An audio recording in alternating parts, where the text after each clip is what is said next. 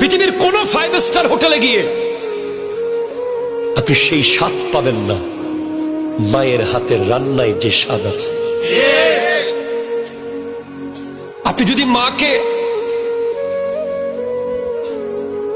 শুধু কিছু না বলে শুধু তাকিয়েই থাকেন, এতেও আপনি মক্কার কাবাঘর তাওয়াফ করার সওয়াব পেয়ে যাবেন। আমি অনেক মায়ের ইতিহাস জানি, যেহেতু ওয়াজ করি, ওয়াজ করে বেড়াই, বিভিন্ন মাদেরকে দেখি দূর থেকে কি করে। চট্টগ্রাম মেডিকেল কলেজে একটা মাকে আমি দেখেছি, আমি সচক্ষে।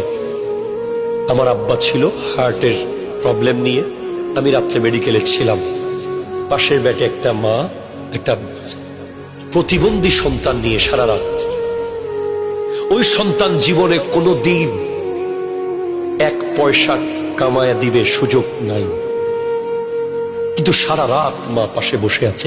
সন্তান একটু আওয়াজ করলেই মা লাফ দিয়ে উঠে যায়। আমার অনেকক্ষণ পরে কৌতূহল হলো, মা আপনি এমন কেন করছেন? এই ছেলে কে এত মহব্বত কেন করেন? তাকে দিয়ে তো ভবিষ্যতে কোনো কিছুই পাওয়ার আশা নাই।